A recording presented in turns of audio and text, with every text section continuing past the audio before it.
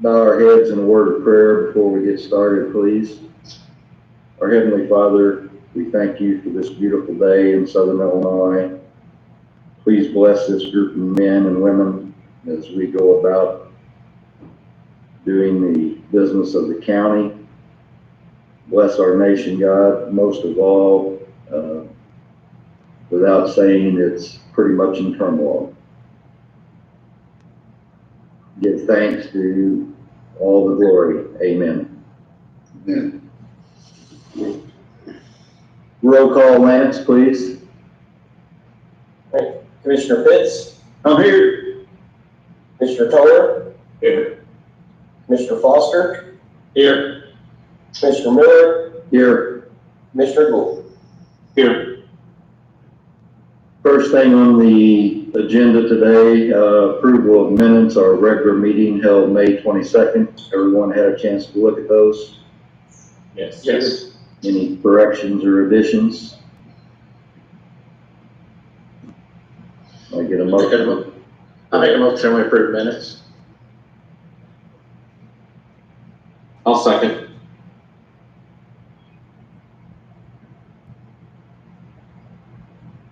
Sorry about that.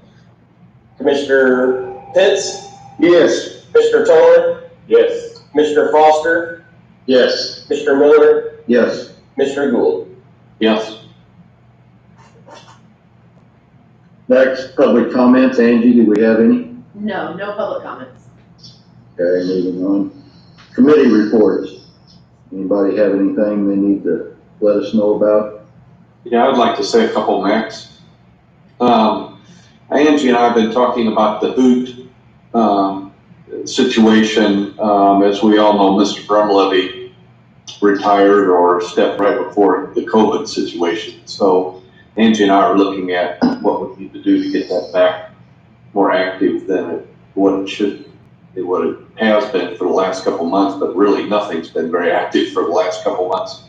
So she and I talked yesterday about it.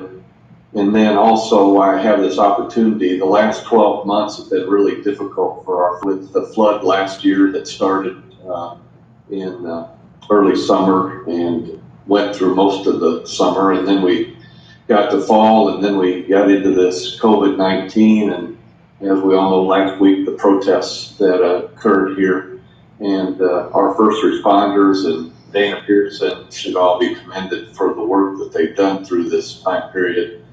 And I can't say enough about Scott Harville and Brian Watkins and what they did last week with the protesters. So Yeah, they done a good job. I was there. Yes. Really proud They of did. it.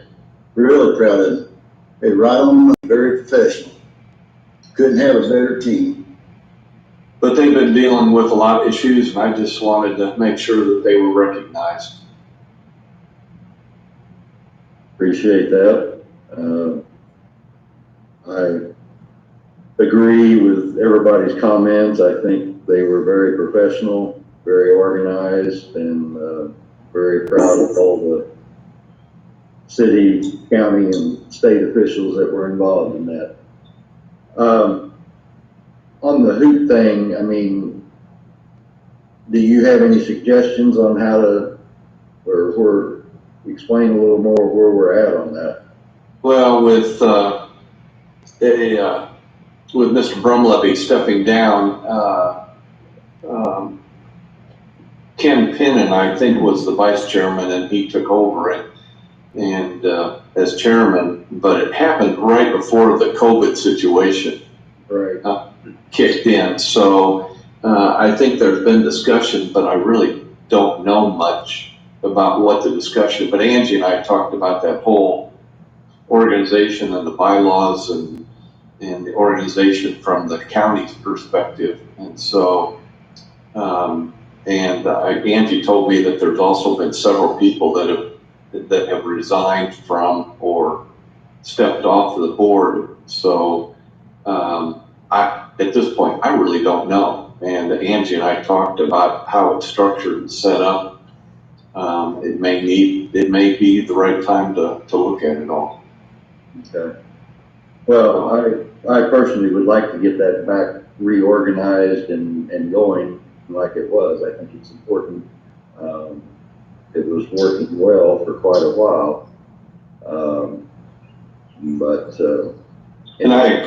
Max, I agree, and I think Carol Hoffman, if I get my goal correctly, Angie and I are gonna try to, in some manner, reach out to Carol and find out, during this period, Cindy Benefield's also stepped down in the last, I don't know, several years, and Carol took over, so, I think it's gonna be something that really needs to take a hard look at. Okay, very good. Any other reports?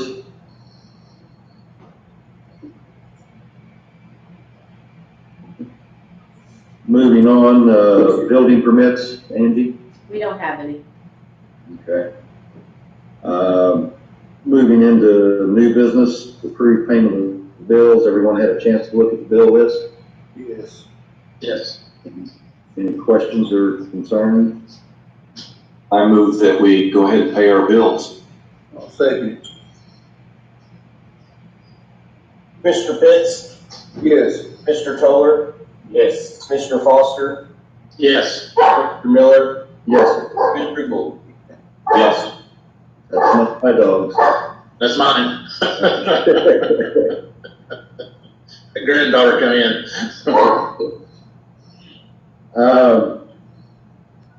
Next, item B, acceptance of FY 2019 Union County audit. Correct me, Angie, we need to do this till the next meeting. Yes, she was waiting on a couple items, a return letter from an attorney.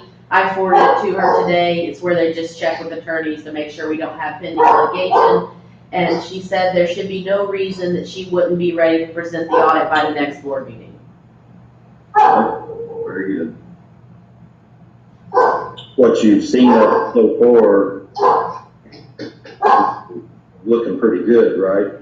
It is. We have a couple findings. They're all repeat findings from last year, but they're findings that the auditors have acknowledged that we've made significant progress on. It's cleaning up some old outstanding items like that were on bank recs that came over with our new system. We've been working on cleaning them up. They're seeing them dwindle down, and they said, we understand you guys are working on it. We're just going to keep it on there until it's completely done. And then one of the other findings was about the time clocks again, because we didn't have those installed yet. But as you guys know, Angela's working on that, and we're hoping to have that done soon. So we should be getting them all cleared up. Very good. Item C, approval of resolution for sale of the Winkler property held by the county trustee. Do we need to vote on these individually, or can we do them both at the same time? You can, I would probably suggest you vote on them individually. I can tell you that the first one, that's the parcel number 140008887, is for 623 East High Street in Anna. And the city of Anna is the one that has purchased it from the trustee program. And then the second one, that's parcel number 140008577, is 306 North Green Street, again, purchased by the city of Anna, and it's located in the city of Anna.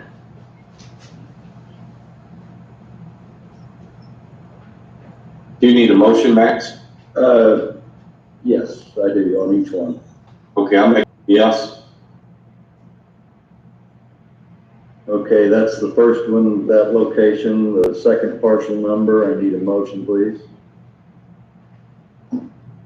I'll make a motion. I'll second. Alright.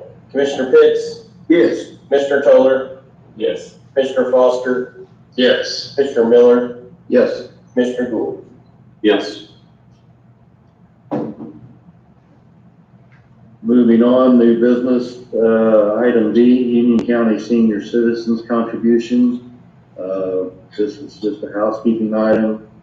They go through the money as always and ask for another portion that's already budgeted for them. So I think they've had an increase, the COVID situation, obviously, a lot more meals being sent out and so forth. So I think this is a little quicker than normal, but that's not a problem. So can I get a motion to do our regular $6,000 distribution to them out of their amount of money?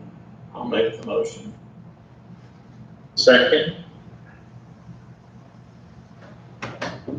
Mr. Pitts, Yes. Mr. Toller, Yes. Mr. Foster, Yes. Mr. Miller, Yes, Mr. Gould.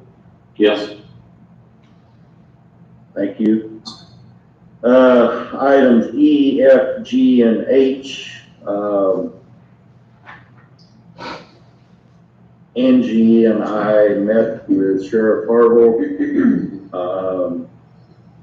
the mayor of Anna, Mayor Hartline, and their city administrator. You all are aware of this. I think Angie's given you a report on all of it. It was my understanding originally this meeting was supposed to have been including other mayors, but they didn't show up. I think Mayor Hartline was just their spokesperson. We had discussed the intergovernmental agreements that we had sent to all the villages regarding dispatch. Mayor Hartline was there along with Dory to negotiate this agreement, negotiate it down. We had the meeting. The sheriff made the decision to reduce part of it, as you all have seen. One of the complaints they had were the benefits for the dispatchers, which they felt they had no control over because that was all negotiated through contracts and so forth, which is true. I did point out to him at the time that we had no control over negotiating the city of Anna police department contract either, and since I was a taxpayer, maybe I could come and negotiate that. But nevertheless, just a little highlight there. The sheriff agreed to take everything, benefits except the FICA tax, which we have no control over, which they agreed that was fine. But we did take away their 28% discount because of that. So you've seen the numbers. Everybody's in agreement, I know. It did lower the amounts for each village a little bit. And this, after these being approved today, will be formally sent to the individual entities. Hopefully this will be the end of it. They have meetings next week. Hopefully this issue will get resolved. So, the first one, E, is amendment of intergovernmental agreement by and between the County of Union, Illinois, and the City of Anna, Illinois, regarding the provision of communication and dispatch services. I make a motion that we approve that. I'll second. Mr. Pitts, Yes. Mr. Toller, Yes. Mr. Foster, Yes. Mr. Miller, Yes. Mr. Gould. Yes. Item F, amendment of intergovernmental agreement by and between the County of Union, Illinois, and the City of Jonesboro, Illinois, regarding the provision of communications and dispatch services. I make a motion that we approve this. Second. Mr. Pitts, Yes. Mr. Toller, Yes. Mr. Foster, Yes. Mr. Miller, Yes. Mr. Gould. Yes. Item G, amendment of intergovernmental agreement by and between County of Union, Illinois and the Village of Cobden, Illinois regarding the provision of communication and dispatch services. I make a motion we approve this amendment. Second.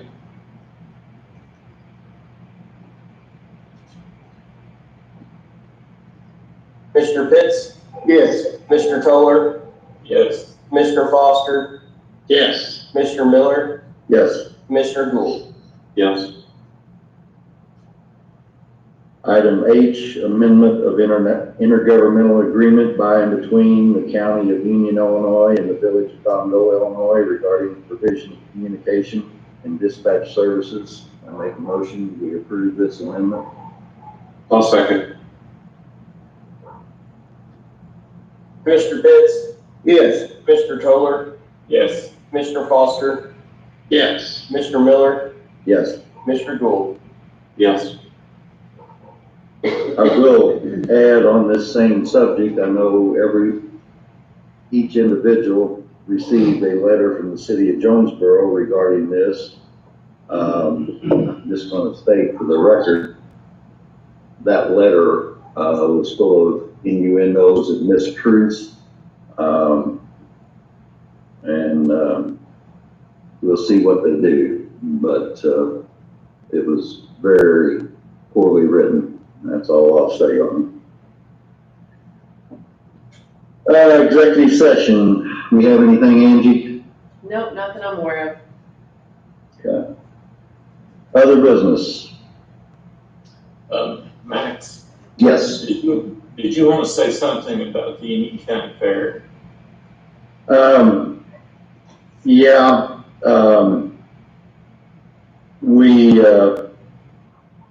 of course, if everybody remembers, each year the fair board approaches us, for the highway department's help as far as getting things set up out there. Apparently they are gonna go ahead with the fair, which I'm glad, and so forth, and they,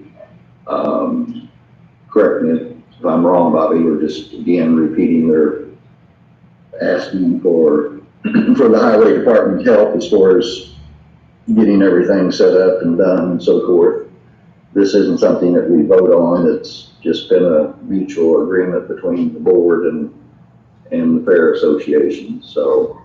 Yes. And, I'm assuming everybody's still good with doing that, so. Yes, Kevin had asked them to come back to us, but it's what they've been doing in the past. Yeah, I see no need for it to be on the agenda or anything like that. We'll just continue as in the past, as far as I'm concerned. Is that good with you, Bobby? Yes.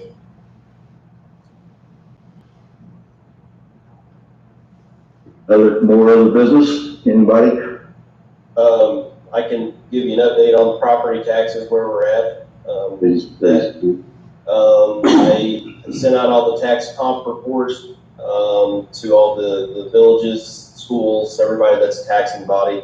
I've received them all back. Well, most, just a couple left, but I will get them back on Monday. Then I will finish extending all the taxes. Then it should be ready to be sent to the treasurer's office on Monday afternoon or Tuesday, hopefully. That puts her on schedule to get them printed. They should be out by the end of the month, which will give the 30 days window of the bills. So the August 1st due date looks like the tentatively will be on for the first due date of August 1st. So we're right on schedule then. It wasn't looking good earlier, but we got it done. So Good deal. I appreciate the work that you put in under this month, but preparations are being made as far as people coming in to pay their taxes, social distancing, how many in the building at a time. They'll be screened when they come in and so forth. So just for your FYI. Max, when will court actually start again, do you know? I do not know that. Do you have anything on that, Angie? Hold on one second, Daniel's here. So Sorry guys, I was standing off to the side. Traffic court is going to start back June 23rd. Judge Edmonds is presiding judge, is kind of setting the parameters. They're going to set a limited number of cases an hour. I believe it's like the traffic court is going to be 10 to 12 an hour. The 10 o'clock folks are not allowed upstairs until the 9 o'clock court is done and everybody's vacated. If you come up in the courtrooms, the sheriff and Derek have already taped off some of the rows of pews, and they, designated where people can sit that's more than 6 feet apart in blue tape. Regular felony court, I think, is still being decided. Most judges are saying they're going to set 5 to 10 an hour and do the same thing. But as of June 22nd, we will technically be up and running again, just on a limited basis. That's the same day we're opening the courthouse, right? Yes. And everyone will be back off furlough. Yes. Any other business? Just curiosity, will we request masks to be worn and social distancing, everything, Daniel? Yes, masks are required. There has been kind of a circuit-wide memo that the sheriff's going to attach to the front door. If you don't have a mask, you need to just leave, call the circuit clerk. I believe there's going to be some little bit in the beginning, some leeway and kind of a grace period given for people to realize they have to bring a mask. I was going to ask Dana to maybe drop some off for certain cases where it's okay that we loan them out, but we don't want everyone to think that we're just going to be handing out masks every day, $50 a day for court. So we are asking that people bring their own, and there's some notices up where we're going to try and work with everyone. Hand sanitizer is going to be provided in certain areas in the courtrooms. I believe temperatures at the doors, things like that. So there's a lot of precautions still in place. And some of those same precautions Daniel was just talking about, the sheriff is going to institute for anyone coming into the courthouse. Doesn't matter if they're going to court or not. Everyone that comes in to be required to wear a mask. Everyone that comes in will be required to use hand sanitizer upon entering the courthouse before they go through or right after they go through the metal detector. I believe he's going to limit it to 10 people besides for court. So 10 people on this main floor can be in at a time. We've put some X's up so where people can stand. He's only going to allow so many in. If there gets to be more, like on tax day, some people will be asked to wait outside until somebody exits. We do have the plexiglass up in front of the counters in the circuit clerk's office, treasurers, assessors. This is more for their benefit. Court, there's no support person. You can't bring your mom or your sister to court. It is, if your name is on the docket, you're allowed upstairs. Anyone else is told to wait outside until court's over. That's more for general information because most people bring, their sister, their mother, somebody to come sit with them in court, and that will not be allowed per the courthouse regulations right now. Very good. Anyone have anything else?